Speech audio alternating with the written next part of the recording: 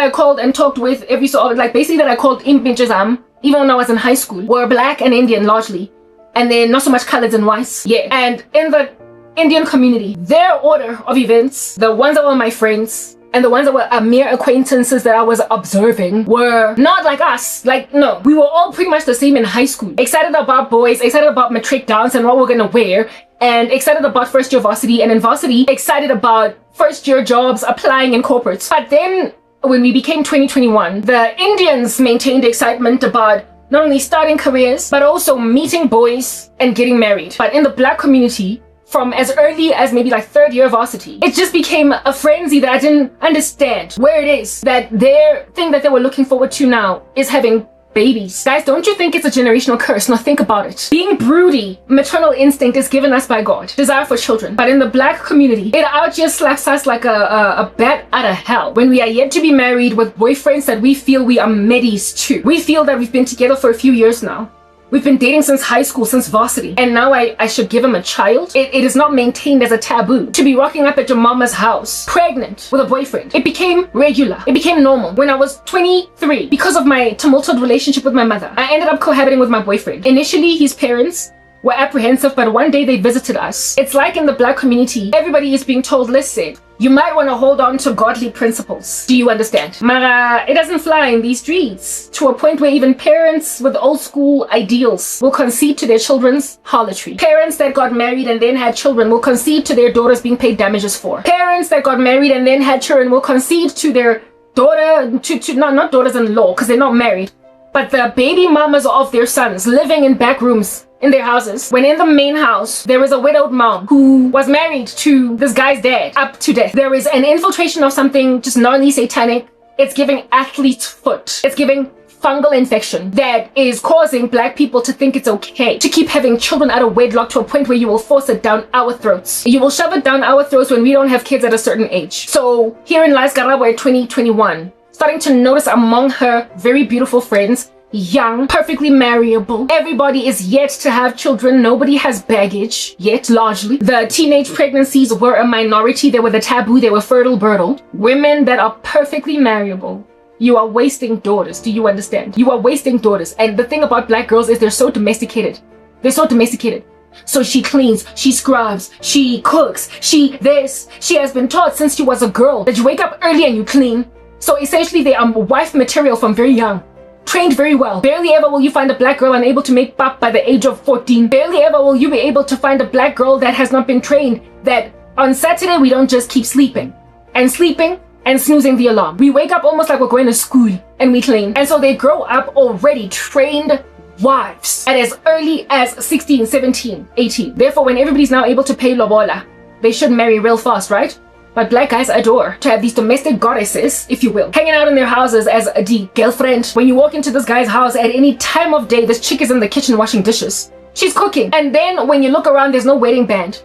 When you look around, there are no wedding photos. Now, this is just Imedi for now. And in 6 months, he's going to have a new girlfriend that is just as domesticated. So because they're trained to have these domestic queens that are wifely, that will give themselves over to guys that are willing, that are happy, of course, to receive a bride in a girlfriend. It's nothing at all for them. It's manzamangan. It's literally nothing at all. Like wife material women in the climate, or young wife material women in the climate of black boyfriends, it's nothing at all.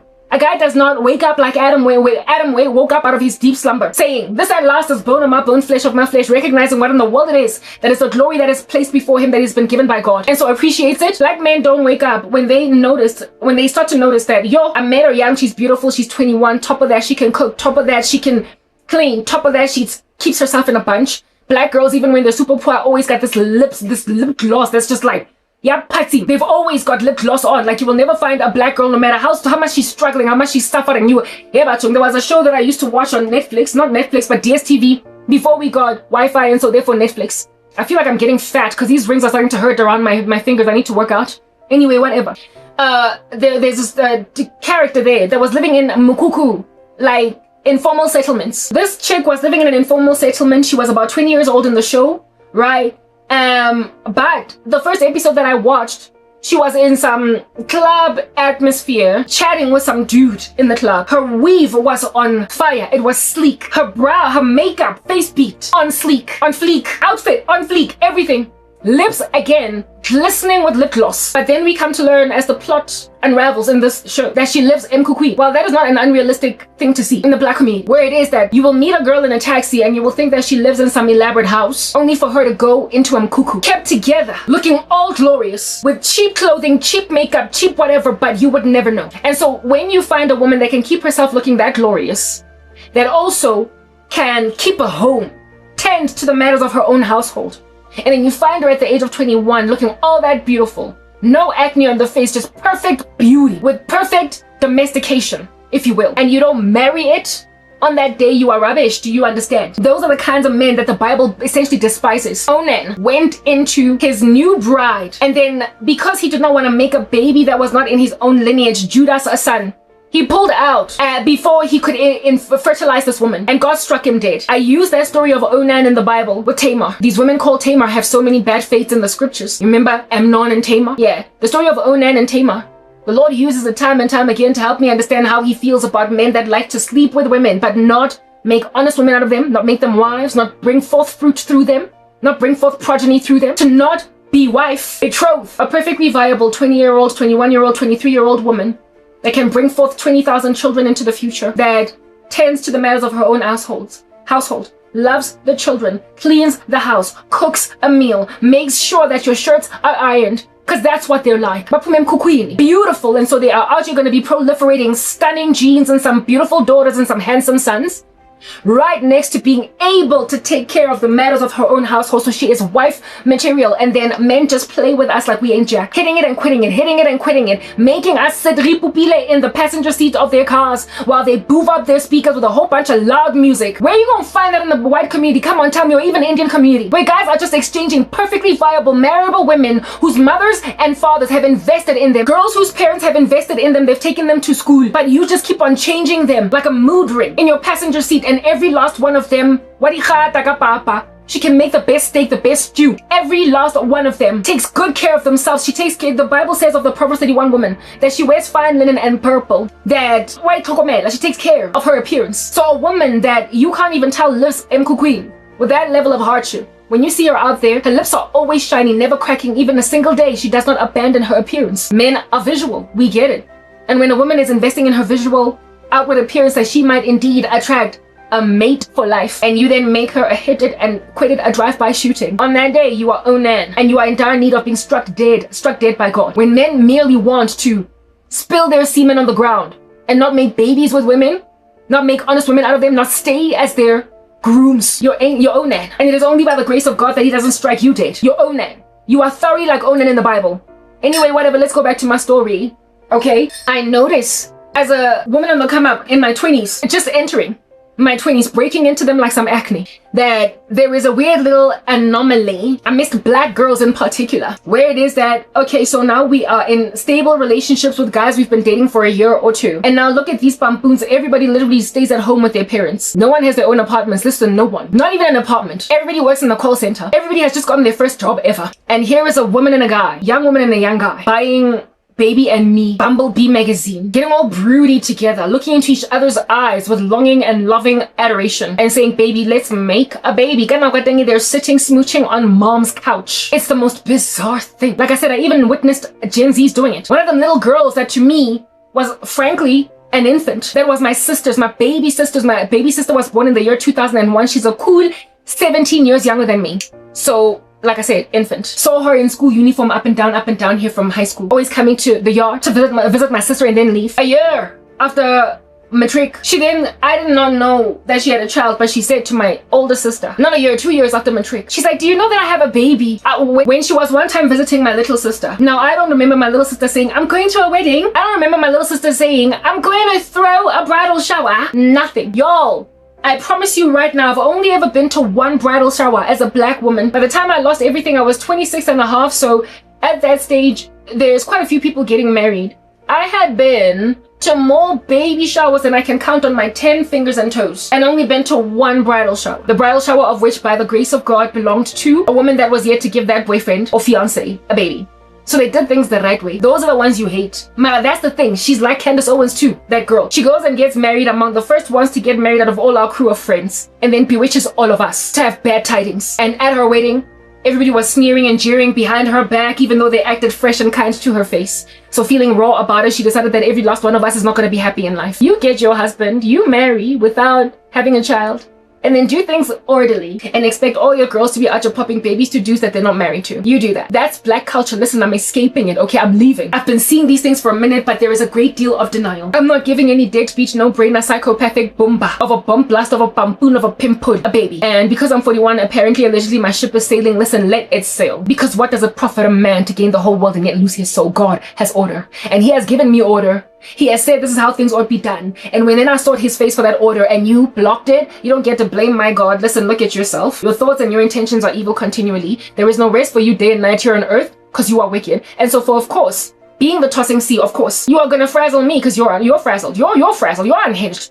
You've got hairs out of your place. You've got hairs out of place. And so now you got to come and hook up some hard knock detangling tool while I still have matted hair and just rip through my strands, taking out a tuft of hair that big, decimating the living daylights out of my glory. Like proper, you're gonna do that. But I will say naked, I came into this world naked, will I leave. God gave, now God took away. Yet blessed be the name of the Lord. I'm gonna latch on to God, and if my righteousness means I have no children, if it means I am maintained as a spinster, then so be it, baby. Because what does it profit a man to gain the whole world and yet lose his soul? I'm gunning for heaven first and foremost before I'm gunning for an earthly joy. This here life is a brevity, the glory of the pastures. Here today, gone tomorrow. I will honor God first and foremost. Number one, uppermost is this a prerogative. Then only I will lament about, but where is my husband? I groan about it, still I lament about it, still listen. I am not insensitive or immune to sorrow pertaining my spinsterhood at 41. I'm sorry about it, but I'm godly first. Anyway, let's go back to my story so you can understand what travesty is going on in these African streets. I start to notice that everybody has got, given that they've been in relationships for longer than 1 year. Listen,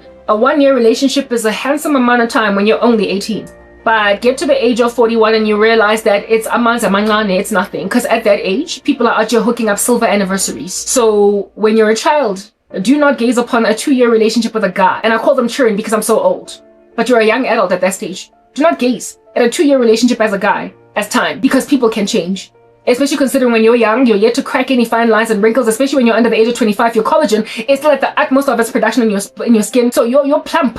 Everything of yours is perky. Therefore, given that you've got this cornucopia of other guys out here salivating after you, your boyfriend essentially keeps himself in a bunch. So you reach out with each other, you like each other, and also there is limited disincentive to move on because barely anybody in that age getting fat too fast. Like what's going on with my fingers, and I have to change over my rings because I'm noticing that they're getting a little bit snug. I need to like work out. I need to go back to working out. I gotta lose some weight. People are to be taking me from the gym, and now I'm starting to feel it in my fingers. I'm feeling it in my toes. Anyway, whatever. Barely anybody out here getting fat fingers until their rings don't fit when you're that age. And so largely people keep themselves in a bunch. Test of time is what ascertains safety in an environment. But when you're still young, how you can test a man's virtue is his willingness to make a grown decision in the midst of boyish ones and run with it anyway because he is convicted by the Holy Spirit that that's what makes sense. Listen, young men, go and peruse as with a magnifying glass the life of Charlie Kirk. He started Turning Point USA from the age of 18. Before then, he was already a born-again Christian. And he made a decision that makes sense young. Get married young and make babies. And if a man can make a decision as a 21-year-old, a 22-year-old, a 23-year-old to marry his 18-year-old, a 19-year-old, 20-year-old girlfriend, he's the mature one and not the fool that's losing out on life.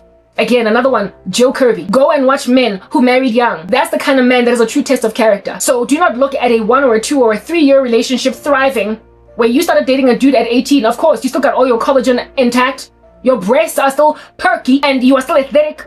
Barely any cellulite, barely any stretch marks. You can't gain weight no matter how many kotas you eat a day. You still got everything down and all the guys in the school playground are still hollering at you. When you walk into university, everybody is tripping over their teeth because you're still so fly. You look like Tyla and her sister. Yeah, so I mean, really and truly, when you look like that, a three-year relationship ain't jack. It ain't jack. That's not a true test of time. That's not a true test of a man's character. It is when he is lingering you, indeed. Now he's got a job at 9 to 5 that keeps him alive in corporate South Africa. He can save a couple of mashankuras per month. He can get a personal loan if he wants. He is planning deeply on getting his own apartment. Every weekend, all you do is spend all that money that you earn every 25th on booze in the club. Yeah, it's when that guy lingers you in, albeit you having started out with him at the age of 18. Goodness, now you're 22, 19, 20, 21, 5 years. It's when you're still dating that dude that has a 9 to 5 that keeps him alive now. When you first started dating, it was in varsity first year. Fine, you ain't got jack to your name. Now he's thoroughly planning on getting his first apartment, and you're still never. You're not even a fiance. He has not even spoken to your parents about marriage. You're just enjoying yourselves. You keep on booking into hotels to have sex. That's what used to happen with my ex and I. We didn't have our own apartments, so we would book into Town Lodge. 5 years, and he's got a 9 to 5 that keeps him alive. Strong enough job to raise money every single month. No, not on booze. Take that booze money that you spend, that 1,000, 2,000 rands party allowance, and put it away for a year, and you've got lobola. Lobola doesn't have to break bank proper. It's the fact that you insist women on getting lobola at 20 million that is then also setting a whole bunch of guys back. If that dude lingers you for 2, 3, 4 years, losing your early 20s, then late 20s, and now you're entering your 30s, and you're still jollaring for 7 years with the dude that you first started dating in varsity first year. Listen, his staying power while you're still young is not the test of character. The test of character is in him making a decision when he turns 24, seeing as he's gotten his second job, having been promoted from his first one. He's gotten out of the call center, and now he is an administrator of projects. He's growing. He makes enough money to put aside a little bit of money, and then he starts to ask your uncle and your dad, so how much is it gonna set me back to actually be making an honest woman out of this lady? That's the true test of character. A man that's not gonna take your best years, the prime of your life, like what my ex did from 22 to 27 to 26. Actually just jollaring. Dude has the baddest chick in the game. It doesn't matter I can cook. I wasn't all that much of a fan of cleaning. That had to be instilled in me by Jesus Christ. But I certainly was the baddest cook in the game. I was ride or die. I was loyal. I was beautiful. I was well kept together. I came from a good family at that time. Right now they've betrayed me and they just look so very, very bad. But understand, I was like Joseph. His brothers betrayed him, but he came from a good family. There's nothing that this guy lacked. But no. Look at him out here. It's like there was a millstone on his leg. It's like there was a millstone on his leg. Oh, my babies, he dragged his feet. He dragged his feet like there was a millstone on his leg.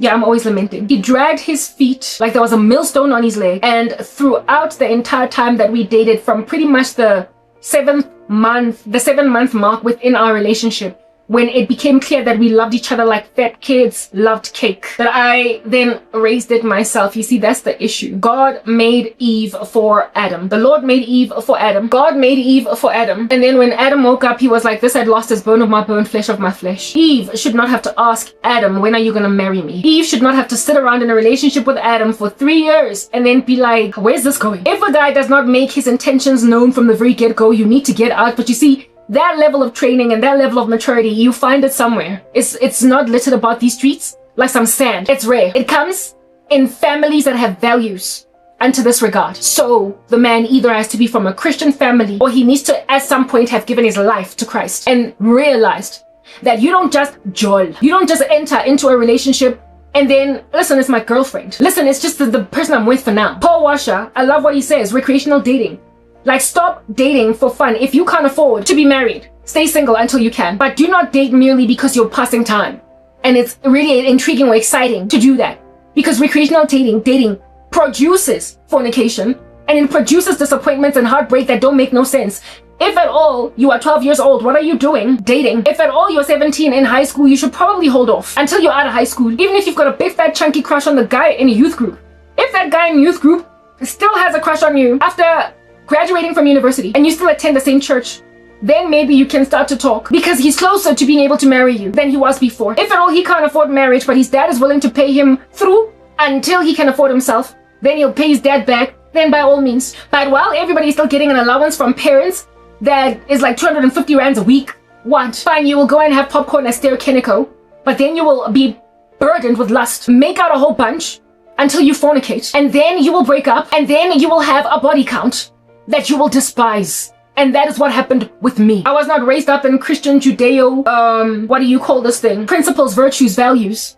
My mom was unchurched, irreligious, type setup thing. My grandmother used to force us to go to church, but my mom and they moved out of their mom's house, and so there was no longer any religion being pushed down our throats other than through religious schools.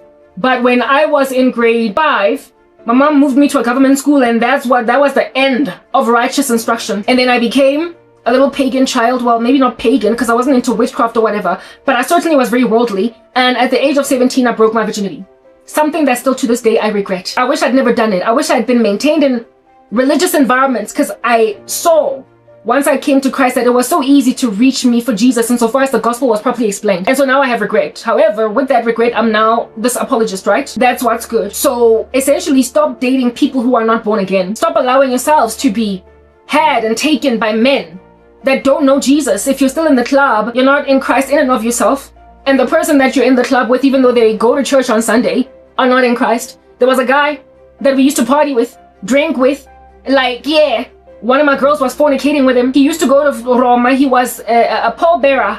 You know those ones that be out there carrying the incense? Those young boys that walk up and down the Catholic aisles. This guy, we'd all be sleeping in one squeezed up dirty room in Soweto because people were out there fornicating after a night of partying. Squeezed up in this dirty room you don't recognize because they always find a honchi to have sex. Even though they don't have their own apartments, they find a honchi to have sex. Everybody's out just squeezed out in this crazy room. And here is this guy. You ask yourself, but I used to get so sick from alcohol. I could not understand how in the world you can wake up at, the party was on Saturday night. I could not understand how this guy could wake up at 6 in the morning. No, yeah, 6. Like 6 in the morning. We just got back from the party. Wake up at 6 in the morning with all that alcohol in his body. I don't know why it was not smelled at church. Listen, I was confused as to why nobody at church. I do not know why nobody at church was able to smell alcohol because I have a sibling that is an alcoholic and you can't miss it. When you're sober, when you don't drink, when you have not been drinking, you can't miss the stench of alcohol coming from a person that's been drinking all night. So I don't know how he was able to dupe anyone at church, but this guy used to religiously wake up at 6 a.m. and say, I need to go to church. I'll be back at around 12 on Sunday morning. Because he was a pallbearer, he was serving in the church. He had to carry stuff, go up and down. Pastor, preacher, father, nun. Anyone in that? Why weren't they like, young man, go back home, you smell of alcohol? I was like, Papa, anyway, whatever. Now that I think in retrospect, I don't know how he was not taken back home after all that, right? I don't know. But if he did not go to church, he would be dealt a bad blow. He was fornicating hard knock. He was drinking with all of us, had no conviction, never spoke to any of us about Jesus. But on Sundays, and during the week, he had practice, this, that, in the church. So don't come and tell me about some dude with whom you're clubbing on Saturday night. That's your boyfriend, with whom you go to church on Sundays. When I was at MTN, I got bewitched ever so wholeheartedly by a woman that I kept on seeing, in particular at Grace Bible Church, who was cohabiting with her boyfriend. Every so often on Monday, she reeked of booze, because she was, I guess, hanging out with the camp chairs and whatnot. However, Twitter and Facebook, her, not status update, but her little, like, badge, you know, description bio, yeah, was God-fearing woman. I love the Lord. I would never, yeah, like, listen, she was cohabiting with the boyfriend. Every so often she came to work on Monday reeking of booze. But she was in a God-fearing relationship, apparently, allegedly, with the love of her life, yet again, apparently, allegedly, with whom they attended Grace Bible Church. Churches that don't even convict of sin. So when you're young, it doesn't matter that you and your boyfriend go to church, but you also go to the club. And also, you and your boyfriend have been dating for 3 years, and maybe one day you'll get married. But you're not only fornicating, but there's nobody out just speaking about marriage because everybody is, after all, just 22, and the guy is 23. You feel like that's too young. That is the kind of stuff that causes you to actually be planning, seeing as this guy's mature enough to maintain a 3-year relationship, and he's also talking about, y'all, we should move in together. And then you decide that we're gonna have a baby? Why? I started to notice that couples like these, especially those that, not so much especially those that were involved in the church. I didn't have many friends that were involved in the church. Only that one guy, when we were partying on the Kamab, that used to go to Roma. But largely, none of my friends, there was no one that was just insistent upon going to church on Sunday. Like, no one, not even one, right? But we were in what we call stable relationships with our boyfriends, and we were of the imagination that being as in love as we are with each other and being as focused on us as these guys appeared to be, that we were safe to have children. No, not we, I was not part of that. That we were safe to give them children. And you know how it is generally agreed, apparently, that men run away from, they don't plan pregnancies. Women are the ones that trap them. I'm sorry. That's why, like, even though, remember earlier I lamented against adultery, how it is that oftentimes when two people out here sneaking out get caught, it's always the woman that's accused of seducing a man. And while that is indeed possible and true, in some instances, a lot of times it's the guys that just won't leave the women alone. And in worst case scenarios, they even use magic because they feel like, I want her, I'm gonna hit that. They're still pursuing like they're in high school or whatever. That pursues a woman that resisted until she ended up in his arms anyway. But when then the rubber hits the road and everybody gets busted, she's the Delilah.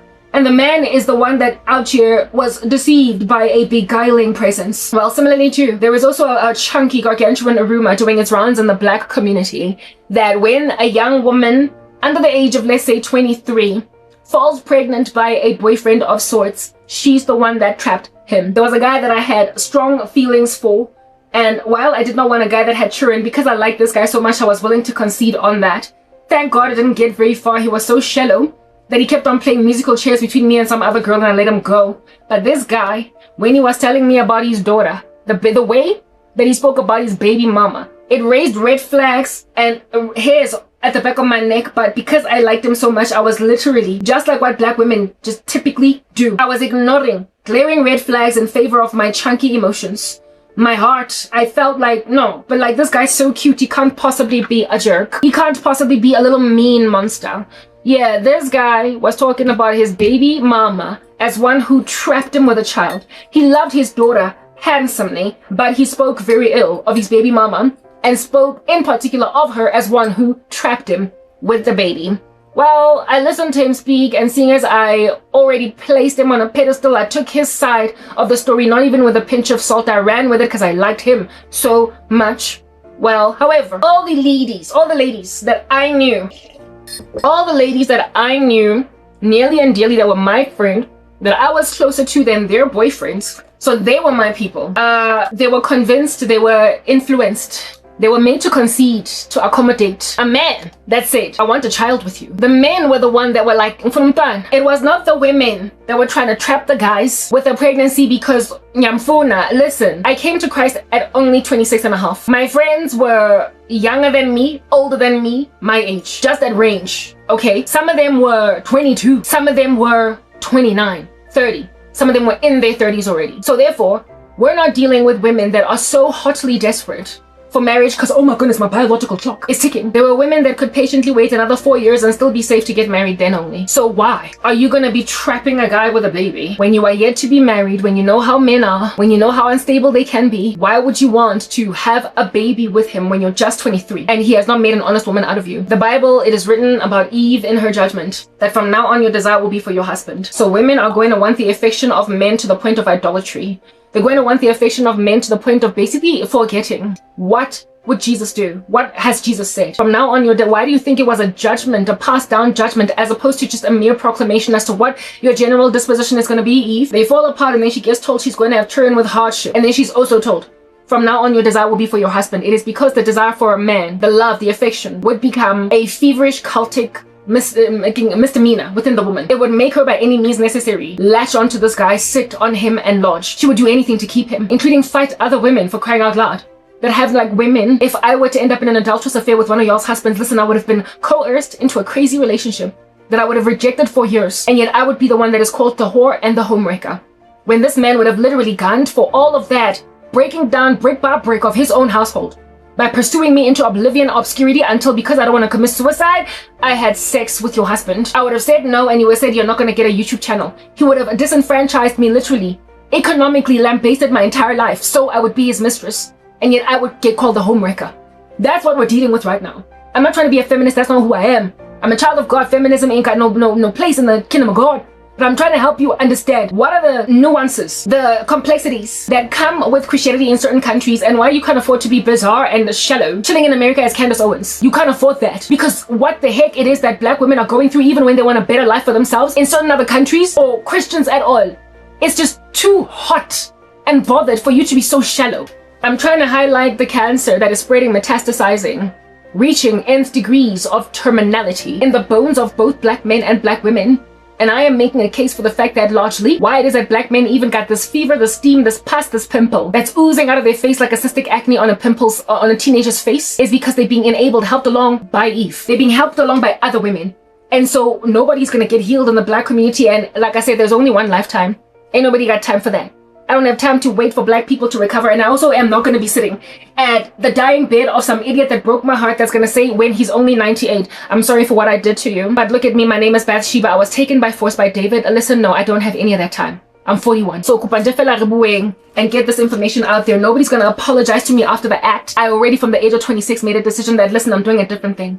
And nobody's going to undifferent up my different thing. I am marching to the beat of a different drum. And nobody's going to unmarch me. Because after all, I do like to march. Okay? Herein lies this phenomenon of women falling pregnant all over the streets. And guys blaming girls for trapping them. And they like to sing these stories like canaries on rooftops to next girlfriends coming, next wives.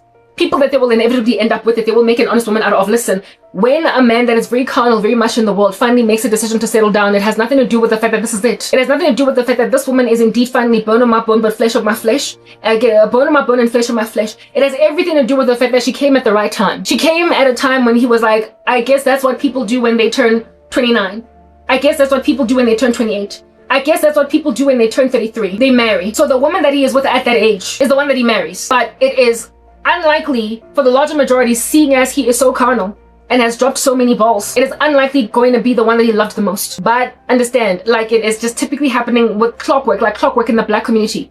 The one that is the love of his life will be lambasted by a possessive insistence on keeping her single until she dies. I am being harassed by dudes that finally married other women and that feel possessive of me and will not let me go. Some of whom are insistent that I become a concubine, a lifetime mistress. That's what it is. The Bible calls it a concubine. That I must become a concubine. Because it's always been me. Yeah, because at the time when we were together, you dragged your feet. Because there was a millstone around it. There was a millstone, and so you couldn't walk properly. You just dragged your feet. But I was the one asking, wasn't I? When are we getting married? A woman should not have to ask a guy that. A woman shouldn't have to ask. Every last... Like, listen, a grand majority, let me not say every, because that's quite wide sweeping. The large majority of women that were my peers on the come up, young, that gave guys children. They didn't trap them. It was not unplanned. They did not one day come up pregnant, like the way that you catch the flu. They were in the run-up to falling pregnant, either on contraceptives or using condoms. So the decision to stop using condoms and to stop using contraceptives was one that was mutually agreed upon by these two people, where it is that the women were convinced to do this thing.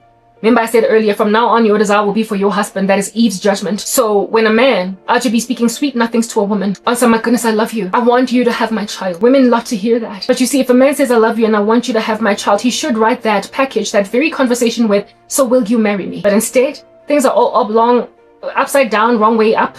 Like walking backwards, especially in the black community, where a guy will tell you, I want you to bear my kids, and not follow that up with, so will you marry me? Women swallow it whole, they eat it up. They love to hear from men that they're in love with, that I want you to have my children. I know that that's a thing. When I was 18 years old, I was dating this dude. Remember I told you that I broke my virginity at 17 with some other guy, that I moved out of home and didn't tell him? Well, the next guy that I dated, I was like 18 years old. I was fornicating with him too. I was in matric. And this rando, because he fell in love with me. He was a prolific player. He was all over these streets of Rockville like white on rice. He was littered about these streets like pick it up on some females. He dived into everything like he's an Olympic swimmer. And so I didn't trust him. However, I loved him very strongly, very deeply. I loved him like a fat kid loves cake, in keeping with 50 Cent's song. I loved him. And so because I had such strong feelings for him, and when you're young, feelings can be quite devastating. This guy, one time as we're waiting to go partying, because that's largely most of what we did. We didn't even have a proper relationship. This guy didn't even know, when we did it for like a year and a half. By the time our relationship ended, he didn't even know my surname properly. Because we were always in clubs, parties, and largely drunk, and in his case high, because he liked weed. But as we're waiting to go in some party bus, some of these boys to rock up, pick us up to go party somewhere, because he didn't have his own car at the time. As we're sitting there, and he's looking at me and he thinks I'm old. Of course I'm pretty, I'm 18. Why wouldn't I be? Of course I'm pretty, everything of mine is in a bunch. Why wouldn't it be? Of course I'm pretty, I get shell-out by everything in the street. Why wouldn't I be? And so of course you want me to be your baby mama, because when men see beautiful women that are of marriageable age, that get their period every month, they see a fertility idol when they don't know Jesus. They see someone that can bring forth fruit as a place to put a tattoo down to mark their territory. So here's this guy dealing with a 18-year-old. I'm a child essentially. Well, not really. 17 going on 18. But I am a child in very many respects. You know how I call even 20-year-olds children?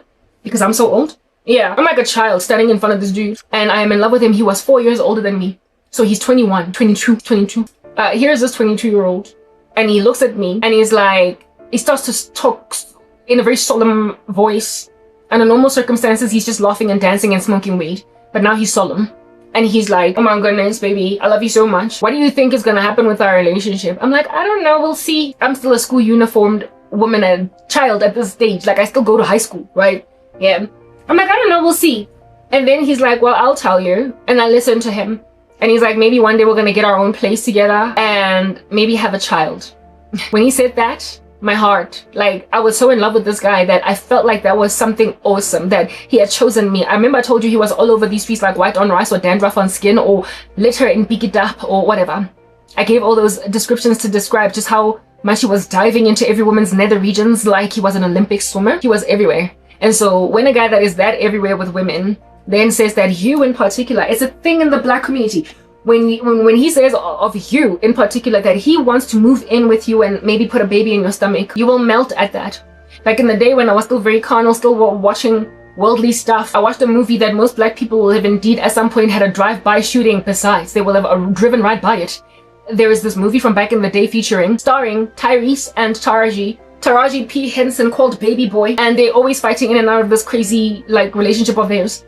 And one scene where Taraji and Tyrese are fighting, calm and still, Taraji is lamenting about Tyrese's infidelity. He's cheating. Yeah, he's cheating.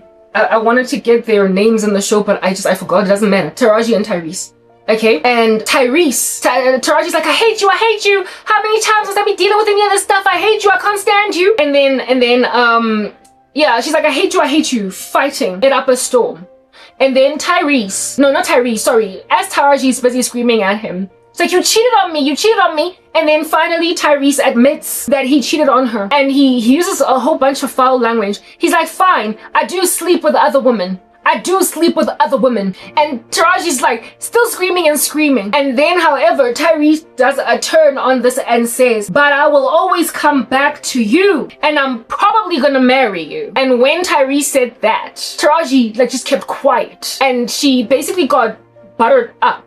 She got slowed down in her fever, because a man that was telling her that I do sleep with other women using all different kinds of expletives, but I'm probably going to but you're the one that I always go back to, and I'm probably going to marry you. At this stage, Taraji has already given him a child, and she is the first one in the picture. But because Tyrese won't stop cheating, there is a second baby somewhere from a baby mama that he is still sleeping with. And Taraji is complaining not about this baby mama, but about some other woman because she found condoms in his car and was like, why are there condoms in your car? And on top of that, there's one that's used. And they have an argument, scream, yell at each other. And then Tyrese is like, yeah, I do sleep with other women, but I'm probably going to marry you and you're the one that I always refer to. And this was enough to shut Taraji up. Well, this was an issue, even when I was on the come up, where it is that women were content with being directe, main chicks. You prided yourself in being the one girl that the guy will always default to. The epidemic of venereal diseases, listen in, nobody out, you're too careful for it, because after all, you think you're going to be forever young, you're going to be forever 21, and no, you're immune because you're 21 to HIV, right? You're immune because you're 21 to chlamydia, right? You're immune to all these things, except the prevalence of HIV, chlamydia, all these STDs is amidst 18 to 25-year-olds. So frankly, you are the biggest and baddest target for life being stopped dead in its tracks by a disease that's going to make you have a difficult time not only getting married, but having children. But you think you are forever, like, with a clean bill of health? Because after all, do you not have all your vigor when you're young? You think that because you can run laps around an athletics patch, that you can also run laps around a venereal disease, around genital warts? Okay, here is this guy that sleeps with Soweto, all of it, Sandton, all of it, like if it's in Johannesburg, Gauteng, and if he's on holiday at the Durban, July, maybe even KZN. Yeah, this guy that has slept with all of this South Africa, that I am aware is just littered about these streets like some dirt in infidelity. He tells me, as an 18-year-old vivacious young woman, that one day we're gonna move in together. That's what are my plans and my intentions with you, and maybe even have a child. It never ever left his lips to say, one day, babe, I get it, he said, where do you think this thing of ours is going? Maybe, okay, this is what I think. Maybe one day I'm gonna marry you and then we're gonna have a beautiful house and start having children. He literally said, we're gonna move in together and maybe we'll have a child. And I melted. I was just taken by it, just like Taraji, getting mummed in her laments against infidelity by Tyrese, because he said, I do sleep with other women, but you're the main one and I'm probably gonna marry you. Yo, like I said, God's law is written on our hearts. There comes a time when you're growing up when you want a little bit more. When you realize that things should not be this way. When you see that the order of things is discombobulated. When you see that up is down, left is right, and frankly, everybody is walking backwards. When you see that, because God is making you see it, you then stop being satisfied with merely being promised by the love of your life as he, with doting eyes, as you're staring longingly into them, he then tells you, you're the girl that I want to live with me in my house and make me pap and be my domestic servant without putting a ring on your finger because we're gonna have a baby and then maybe. But we're not gonna talk about that just yet. Maybe I'll put a ring on it. Like, it's a whole thing in the black community. And in Baby Boy, there's also a friend of Taraji's. It's a really crass movie. Don't watch it.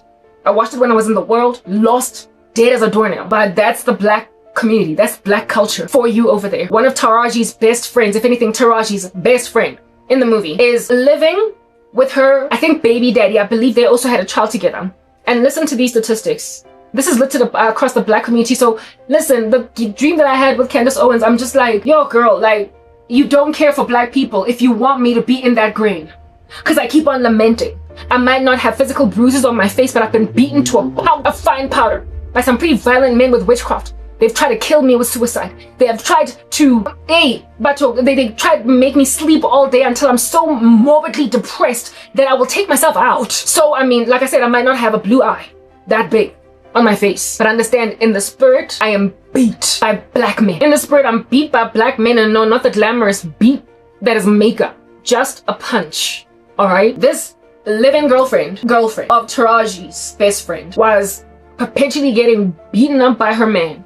And Taraji saying to her, your man keeps beating you up. I don't know what's wrong with you and your man. He keeps on beating you up. At least mine don't touch me like that. So here are these women having a conversation about how it is that at least my man don't beat me up. Or at least your man don't beat me up. And when she's on the phone with Taraji, she's got like this blue eye. But guess what she says to Taraji? At least I'm living with my man. At least I'm living with my man. She literally says to her friend, at least I live with him. You get your own apartment and your boyfriend visits you. At least I'm living with my man. And at that same time, she's got a whole circle around her eye. Yeah, that's the black community for you. I have witnessed gender-based violence in friends, and they got back together with their guys.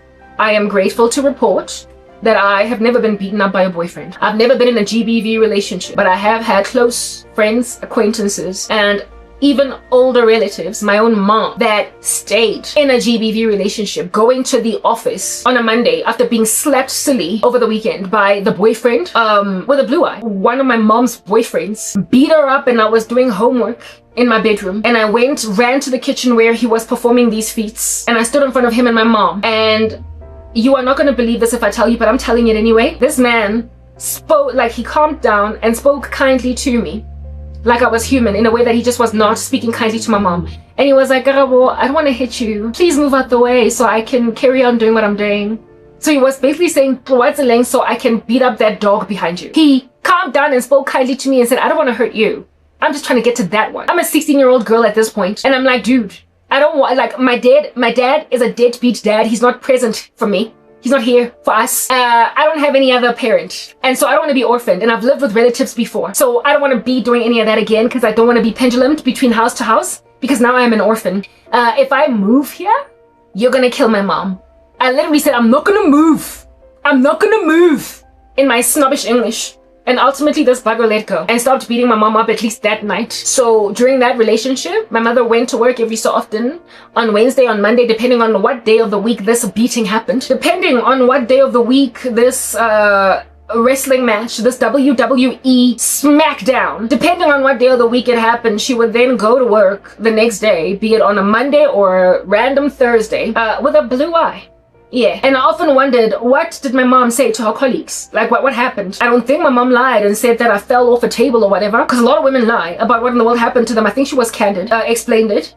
But even when you are candid, letting people know that, listen, my boyfriend beats me up. Black women, literally, they stick around. I don't believe my mom ever dumped this bugger, and then they got back together because he beat her up. Because he was always in the house. He was always in the house, even the day after beating her up. So essentially, he said, sorry, I don't know, but I don't know what kind of man can look into the face of a woman that he has put a blue eye on and not be just horribly devastated within and realize that what a scumbag I am. I don't know. But they sit opposite women they've beaten up, they give them flowers, they visit them in hospital after breaking their ribs. And these women do not press charges. My mother never pressed charges. my mom was the first was the first victim of GBV that I witnessed getting beaten up in front of me, or that rocked up with like blue eyes and whatnot. But as I would get older, because I was only 16 when that was happening, I then would see friends. Yeah, they were in relationships where like proper, this is her face now, get beaten up, like beaten up to a pulp. And my cousin was one of them. And after she got beat up, listen to this, my uncle, her dad, was like, yeah, those are the dads of girls in black communities. Listen, I asked for stuff, ne? I asked the Lord to essentially escape the grain of black defeatism. Black people be actually lamenting, in this country in particular, there is a problem with gender-based violence. It is the worst country to live in as women. We keep on getting put in caskets. Our bodies keep on getting murdered and then burned to a fine crisp and left in a field and discovered charred. Our bodies keep on getting found chopped into multiple pieces in refrigerators. That was one case. And in some instance, a duffel bag on the corner of the street found by passerbys who, curiously looking into this duffel bag dropped over there, then found body parts. We get hung on trees 8 months pregnant. We get killed and then buried under cement in a bathroom by a guy who can do construction, so he just figures this is my body dump, who keeps on denying that he killed a woman in prison until because now he's in prison, and he was found guilty for that case anyway, even though the body was not found, because there was enough circumstantial evidence to show that this guy did kill this woman, even though we can't find the body. When then he's in prison, somebody buys that house, decides to do renovations, and there's the body. Somebody who buys that house makes a decision, seeing as it no longer belongs to the murderous psychopath. He then decides to do renovations in his new house, and upon uprooting the bathtub to put in a new bathtub, ooh, it is no wonder there was a strange feeling of foreboding in the house. It's because there's a dead body underneath the bathtub. That's what happens in South Africa. It's a horrible, horrible place. And when then these women's bodies are found wanting, others also get killed in broad daylight, stabbed to death while nobody intervenes. Mamela, you know, hey, the other day, you know, sometimes you fantasize. Sometimes as a woman, you fantasize. I'm born again in the Lord Jesus Christ, so I'm no longer a gwala. I'm no longer scared to die. If anything, sometimes I wish I would die because I hate the world. I hate my life. I hate the way that things are going. So I just want to be ushered into God's rest. If anything, seeing as I don't have a life, I wish the Lord had pretty much replaced me with Charlie Kirk or even Nabil Qureshi, because they had wives and children respectively to raise. I have nothing. So proper, I'm ready to go. So because I'm not scared of death, it has no sting. I'm born again. I know I'm going to enter God's rest. Sometimes I fantasize about some of these murders of women, these cold-blooded murders of women that happen, as to what would I have done. And there is one in particular that's got me feeling some kind of like raw. Do you understand? There is this young girl that was just 20 years old. That age where guys actually be asking you to be their mama, their baby mama. Okay, a 20-year-old young girl by the name of Hlongwane. I do not know her surname. I think it was More or something, but I stand corrected. Hlongwane was 20 years old at a tavern. That's just the thing. Y'all need to get out of the club. You need to get out of the tavern. You need to get out of the pub. You need to get out of the shebeen. Environments where you can just get murdered. But I mean, Uyinene was just picking up a parcel, so it doesn't really matter. You could totally be even in your backyard and the gardener will just pounce on you. So it doesn't really matter if you're at a tavern, but Hlongwane was murdered. Do you understand? In broad daylight, no, not daylight, night time. It was a tavern. It was a pub, like a dancey environment in front of everybody. And the guy was flailing a knife. He didn't have a gun. He was flailing a knife. And he kept on saying to everybody, if you dare intervene, I'm gonna kill you. And people, listen, sturdy, strong, people who go to clubs are young. They're like 20, 21, 19, 23. They're athletic. Some of them are tall. They're giants. They're bordering on being Nephilim. One slap or a punch from the paw of a 25-year-old can send you into the ER. Concussed and irrecoverable for a few days. You got a bunch of these guys and they've got alcohol bravery, and they are all in this tavern in this neighborhood of this girl.